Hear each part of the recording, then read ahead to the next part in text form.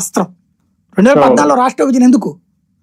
తెలుగుదేశంలో చంద్రబాబు హయాంలో real estate అంతా తినేశారు, ఆంధ్ర వాళ్ళు తిన్నారన్నారు. తెలుగుదేశం అని కాకుండా అలా తినేసి రాష్ట్రాన్ని మింగేశారనే కదా రాష్ట్ర విభజన గొడవ ఎందుకు వచ్చింది ఆ రోజున.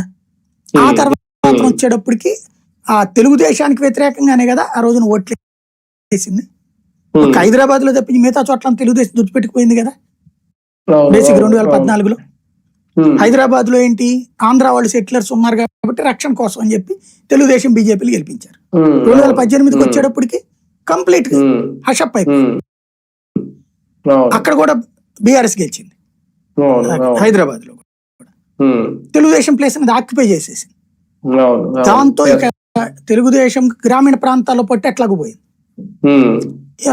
అనేక మంది లీడర్లు ఒక బ్యాచ్ నేమో బీఆర్ఎస్కి వెళ్ళిపోయారు, టీఆర్ఎస్కి, ఇంకో బ్యాచ్ నేమో కాంగ్రెస్కి వెళ్ళిపోయారు. ఇక మిగిలింది ఎవరు? వీళ్ళకి పప్పు బెల్ల. కాబట్టి ఏం చేశారు, రేవంత్ తీసుకోండి అని చెప్పారు. రేవంత్కి వర్కింగ్ ప్రెసిడెంట్ ఇప్పించారు. చివరికి అది కాస్త దెబ్బతింది.